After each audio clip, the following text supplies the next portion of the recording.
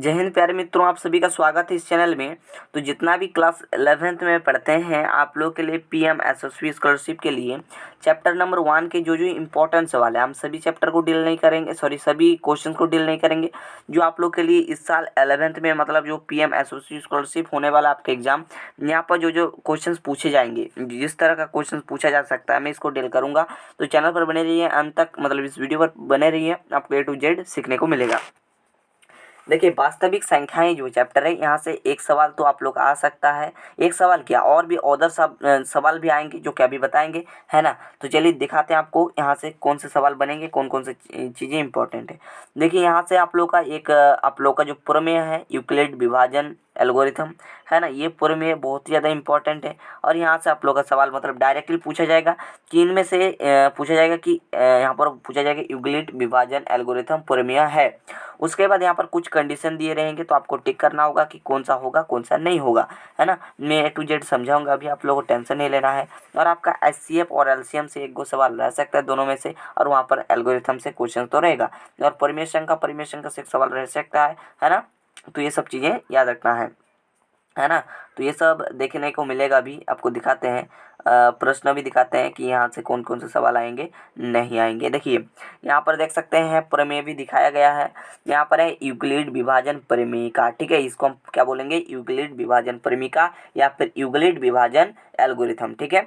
ये क्या है कि दो धनात्मक पूर्णांक a तथा b, ठीक है। कोई आपके पास धनात्मक पूर्णांक है, पॉजिटिव इंटीजर है ना, जहाँ पर a और b है, ठीक है। दिए गए मतलब ये दिए रहने पर ऐसी अद्वितीय पूर्णांक q और r जो है विद्यमान होगा, ठीक है, वहाँ पर, है ना। समझ सकते हैं आप लोग। ये जो है, ये जो आप लोग का एक क्वेश्चन बनेगा, यहाँ से एक सूत्र बनेगा। ये वाला सूत्र क्या है, ये वाला सूत्र क्या कहता है, a equal to b q plus में आर, ये वाला है सूत्र, ठीक है। और इसमें कंडीशन क्या होता है, यह हो सकता है 0 से बड़ा हो और एक मिनट माफ कीजिएगा थोड़ा सा, है ना। और आप लोग का बी से क्या होगा, लेस होगा, ठीक है। 0 से थोड़ा सा बड़ा होगा और बी से मतलब जो भी यहाँ पर होगा ऐसे थोड़ा सा क्या होगा, छोटा होगा। बात समझिए। मतलब आप क्या करते हैं ना, भाज्य, ठीक है, आप जानते हैं ना भाज्य बराबर क्या होता है ना। तो वही चीज़ यहाँ पर बोला गया है ना, हिंदी में यही चीज़ जैसे इंग्लिश में थोड़ा सा लिखा गया, आप भाज्य बराबर इजीली समझ सकते हैं, ठीक है। कोई जो है परेशानी वाली बात नहीं है। और मैं हमेशा बोलता हूँ बच्चों को, मैं हमेशा बोलता हूँ, वहाँ पर देखिएगा थोड़ा सा आपका बॉक्स में जो चीज़ बंद किया रहता है इसे पढ़ना चाहिए भाई, है ना। यहाँ से आप लोग का पूछा जा सकता है, डायरेक्टली पूछ देगा कि है ना ये सब चीज़ें क्या है नहीं है। ऐसे थोड़ा सा मतलब एक शब्द को थोड़ा सा पकड़ के क्वेश्चन पूछा जा सकता है, ठीक है ना। ये सब चीज़ आपको पढ़ना होता है, ठीक है ना। तो आपको एल्गोरिथम जो परिमिका था ये समझ में आ गया होगा, है ना। ये सब यही चीज़ लिखा गया, ये कंडीशन सिर्फ याद रखना है। पूछा जाएगा कि यूक्लिड विभाजन परिमिका है, और आपका पास इस प्रकार से और भी बहुत सारे 4 ऑप्शंस में 4 कंडीशन दिए जाएंगे। तो ये कंडीशन याद होगा तब ना आप बता पाएंगे, है ना। तो याद रखना, ए इक्वल टू होता है बी क्यू प्लस में होता है आर, ठीक है।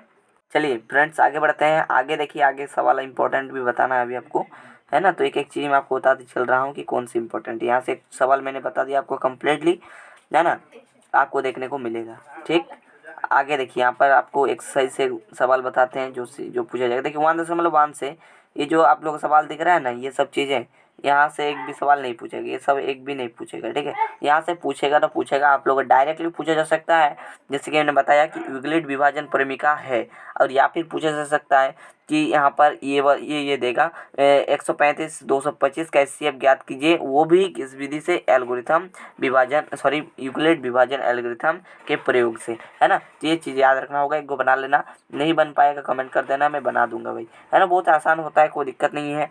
आप भागा चलाना है और 0 करना है, पहला चरण, दूसरा चरण, तीसरा चरण, आप इजीली यहाँ पर बन जाएगा, है ना। ये नहीं बनेगा तो ये मैं आपको एक सिखा दूंगा, कोई दिक्कत वाली बात नहीं है। बेसिकली यहाँ से एक भी सवाल नहीं पूछा जाएगा, ठीक है। 1.1 से कोई भी सवाल नहीं पूछेगा। यहाँ पर सिंपल एक सवाल रहेगा कि यहाँ से यूक्लिड विभाजन है, प्रमेय है, बस सूत्र पूछा जाएगा या फिर उसका कंडीशन पूछ लेगा, बस और कुछ नहीं पूछेगा प्यारे बच्चों। यहाँ से एक भी सवाल नहीं आएगा, है ना। चलिए आगे बढ़ते हैं। आगे है यहाँ पर क्या है, आगे इस टॉपिक से दिखाते हैं आपको कौन सा सवाल बनेगा। यहाँ से आप लोग एक सवाल बनेगा, आपको दिखा देते हैं कौन सा सवाल बनेगा भाई, है ना। यहाँ से ये सब चीज़ें आपको थोड़ा बहुत पढ़ लेनी है भाई, है ना। चलिए आगे बढ़ते हैं। अभी आपको दिखाते हैं कि कौन सा टॉपिक आपको क्या पढ़ना है भाई, है ना। यहाँ पर ये सवाल देखिए, ये सवाल बहुत इंपॉर्टेंट है और यहाँ से ये वाला सवाल पूछा जाएगा 7 नंबर वाला, ठीक। उदाहरण देख सकते हो, यहाँ पर पूछा जा सकता है, अलग दे सकता है, लेकिन भाई आप लोग का पूछा जाएगा भाई, है ना। मैं आपको जो बता रहा हूँ आगे वास्तविक चैप्टर अभी आप लोग का प्रोबेबिलिटी तक, है ना, प्रायिकता तक मैं आपको पढ़ा के समाप्त करा दूंगा। अगर आप लोग का ज़्यादा डिमांड है ना प्रोबेबिलिटी, ठीक है, ये चैप्टर समाप्त कराऊंगी यहाँ तक। अगर आपका डिमांड आएगा कमेंट कर देना भाई, हाँ सर आप अच्छे पढ़ा रहे हैं, ऐसे पढ़ाते रहिए। अगर आपका सपोर्ट है ना, अगर सपोर्ट मिल पाता है तो मैं आपको सहायता करूँगा, ठीक है। आगे PDF भी मिल जाएगा, ठीक है। तो देखिए यहाँ पर पूछा जाए कि अभाज्य गुणनखंड विधि द्वारा 96 और 240 का HCF ज्ञात करें, फिर LCM ज्ञात करें। या फिर इतना नहीं पूछेगा, यहाँ से एक सवाल मैंने बताया ना, HCF से पूछा जा सकता है, हो सके कि LCM से पूछा जा सकता है, ठीक है। तो ये चीज़ें आप लोग याद रखना। किस प्रकार से याद रखोगे मैं आपको सिंपल सिखा देता हूँ, इतना झंझट करने का कोई ज़रूरत नहीं है। यहाँ पर 96 लिखना और इसको तोड़ना है, जितना होगा 2 गुना या फिर जो होगा यहाँ पर लिख लेना है, ठीक है। यहाँ पर होगा सिंपल, क्या हो जाएगा 2 गुना 2 गुना 2 गुना मतलब 5 को 2 आएगा और इसके गुना में 3 आ जाएगा, ठीक है। वहीं बात करें आपके पास 404 की, तो इसको जब आप लोग तोड़ोगे तो यहाँ पर 2 का स्क्वायर मतलब 2 को 2 आएगा और आपके पास 101 जाएगा और इससे ज़्यादा भागा नहीं जाएगा बच्चों, है ना। बस समझ गए होंगे, है ना। 101 जाएगा तो यहाँ से आप लोग का 2 को 2 कॉमन आ जाएगा, है ना। तो यहाँ पर HCF अगर बात करें तो HCF सिंपल आपके पास 4 निकल जाएगा, ठीक है ना। HCF 4 निकल जाएगा, है ना। मतलब यहाँ पर ये दोनों में जो कॉमन आएगा, या फिर इनको भी समझ सकते हो, यहाँ पर तो कॉमन आएगा नहीं, है ना। तो इन दोनों में कॉमन आएगा, तो इन दोनों में कितना कॉमन आ रहा है, यहाँ पर देखोगे इसको तोड़ोगे तो 2 गुना 2 होगा, है ना। इसको अगर हम ना लिखें, है ना, 2 गुना 2 होगा, है ना। इसको अगर देखें, देखिए 2 का स्क्वायर है कि नहीं, इसको लिख सकते हैं 2 गुना 2 और 2 का घात 5 है कि नहीं, इसको हम लिख सकते हैं 2 गुना 2 गुना 2 गुना 2, है ना। इस प्रकार से हम 5 बार लिखेंगे, है ना, और एक बार। तो यहाँ पर ये इतना चीज़ कॉमन आ रहा है ना, तो जो कॉमन आता है वही HCF होता है। और बाद बाकी जो कॉमन आया उसको एक बार करके लिखना, बाद बाकी सभी को गुना कर लेना, LCM आ जाएगा। या फिर इस प्रोसेस से भी कर सकते हो, ठीक है। यहाँ पर जो है क्या होता है, 2 संख्याओं का गुणनफल बटे HCF, ठीक है। तो 2 संख्या आपके पास क्या है, ये दोनों है 96 और यहाँ पर 404, है ना, ये आ गया। और नीचे भी HCF अपने निकाल ली 4, तो 4 कर देना और जो काटेगा काट लेना और आपके पास आंसर आ जाएगा 96, ठीक है। ये चीज़ आ जाएगा, क्लियर है। तो यहाँ से एक सवाल रहेगा, ठीक है, मैंने बता दी कंप्लीट चीज़ें, है ना। और यहाँ पर देखिए 1.1 एक्सरसाइज में देखेंगे तो यहाँ से मैंने आपको कंप्लीट चीज़ें बता दी। इसमें से आप लोगों को अभाज्य गुणनखंड वाला प्रोसेस से एक तो कर लेनी है, पूछा जाएगा। हो सके कि आप लोग का जो मिलान है, मिलान में पूछ लिया जाए, ठीक है। हो सके कि जो आप लोग 1 गो मिलान पूछेगा ना, या फिर आप लोगों को 2 गो मिलान रहता है, तो 1 गो मैंने देखा तो मिलान में ये चीज़ें पूछा जा सकता है सिंपल सवाल में, ठीक है। तो यहाँ पर और सवाल इम्पोर्टेंट नहीं है यहाँ पर, हाँ 7 नंबर वाला थोड़ा सा इम्पोर्टेंट है, तो 7 नंबर वाला आप लोग कर लीजिएगा। देखिए मैं ज़्यादा सॉल्यूशन नहीं बता रहा हूँ क्योंकि वीडियो बहुत ही ज़्यादा लेंदी हो जाएगा, है ना, इस कारण से, ठीक है। और आप लोग एक चीज़ बताते हैं कि कौन सा परिमेय है कौन सा अपरिमेय है, ठीक है। यहाँ पर परिमेय और अपरिमेय की थोड़ा सा बात करते हैं। तो परिमेय है क्या, तो इसमें क्या होगा, जिसे हम P/Q के फॉर्म में लिख सकते हैं। और Q हमारा 0 नहीं होना चाहिए, Q नॉट इक्वल टू 0। क्यों 0 नहीं होना चाहिए मैं आपको बता दूँ। मान लो 2 ऊपर में है और नीचे आपके पास 0 है, तो ये जब नीचे 0 रहता है तो इन्फिनिटी हो जाता है। इस कारण से नीचे जो है 0 आप नहीं कर सकते हो, ठीक है। इन्फिनिटी नीचे जब 0 हो जाता है तो इन्फिनिटी हो जाता है, ठीक है। नहीं कोई भी संख्या हो सकती है, इस कारण से ये परिमेय संख्या नहीं होता है, ठीक है। बात समझ में आ रहा है। तो P/Q में किस प्रकार से व्यक्त करेंगे सर, ये भी देख बता दीजिए। जैसे कि आपके पास 2 है, ये आपके पास परिमेय संख्या है, लेकिन कैसे सर आप क्यों बता रहे हैं ऐसे, तो देखो नीचे कुछ नहीं मतलब 1 दे सकते हैं, तो Q हमारा कितना आ गया, नॉट इक्वल टू 0। Q तो हमारा 0 नहीं है, तो ये हमारी परिमेय संख्या हो जाएगा। क्लियर है, कोई डाउट रहेगा तो आप लोग कमेंट कर देना, क्योंकि ये सब चीज़ें आप लोग 9th में पढ़े होंगे भाई। और अपरिमेय जैसे स्टोल का जिसको P/Q के रूप में व्यक्त नहीं किया जा सकता, है ना। रूट में किस प्रकार से पहचानोगे, जिसका रूट निकाला जा सकता है। मान लो इसका रूट जो है 5 आ जाएगा, ठीक है ना, 5 5 25 तो 5 आएगा, ये परिमेय संख्या हो जाएगी, कुछ मतलब 1, है ना। अगर रहता है √123 इसका मतलब दशमलव में आ जाएगा, ठीक है। तो ये आपके पास अपरिमेय हो जाएगा, क्लियर है। ये सब चीज़ें याद रखना है, ठीक। अब आपको इतना लॉन्ग सवाल नहीं करनी है कि दर्शाइए, ये सब यहाँ से एक भी सवाल नहीं पूछेगा। सिंपल एक ऑब्जेक्टिव में पूछा जाएगा कि कौन सा आप लोग का परिमेय है, लेकिन इतना आसान में एक भी सवाल नहीं पूछा जाएगा।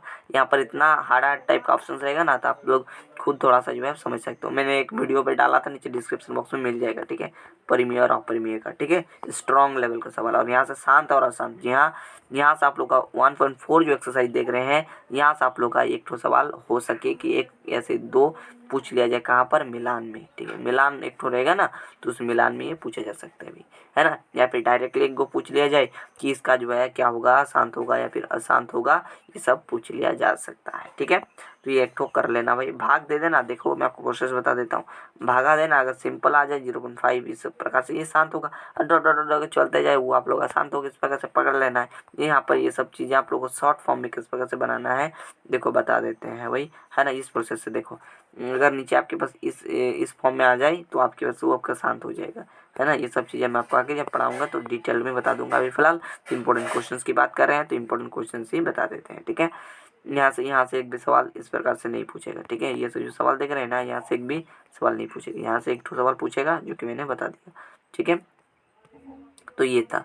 और यहाँ पर देखिए युगलेट विभाजन थोड़ा सा सारांश में दिया हुआ है, तो ये सब चीज़ें थोड़ा सा आप लोग पढ़ सकते हैं, ठीक है, ऑब्जेक्टिव के लिए, है ना।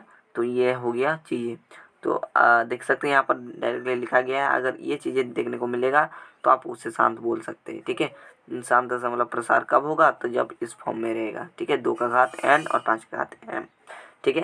तो ये जब मैं आगे पढ़ाऊंगा डिटेल में बताऊंगा। अभी फिलहाल चैप्टर 1 के इंपॉर्टेंट सवाल मैंने बताया, 2 से 3 सवाल पूछेगा। जो मोस्ट इम्पॉर्टेंट चैप्टर था, मोस्ट BVI क्वेश्चन जो था मैंने बता दिया, ठीक है, इस चैप्टर के। तो आप लोगों को ये वीडियो पसंद आई, वीडियो को लाइक कर देना, ऐसे ही तैयारी धाकर तरीके से करने के लिए। और आप लोग का उधर जो भी चैप्टर है, जी हाँ दोस्तों, उधर जो भी चैप्टर है मैं उसको बहुत जल्दी लाऊंगा, ठीक है, आपके बीचों बीच, ठीक है ना। तो चलिए मिलेंगे आप लोगों से नेक्स्ट वीडियो पे, तब तक के लिए दोस्तों थैंक यू, जय हिंद।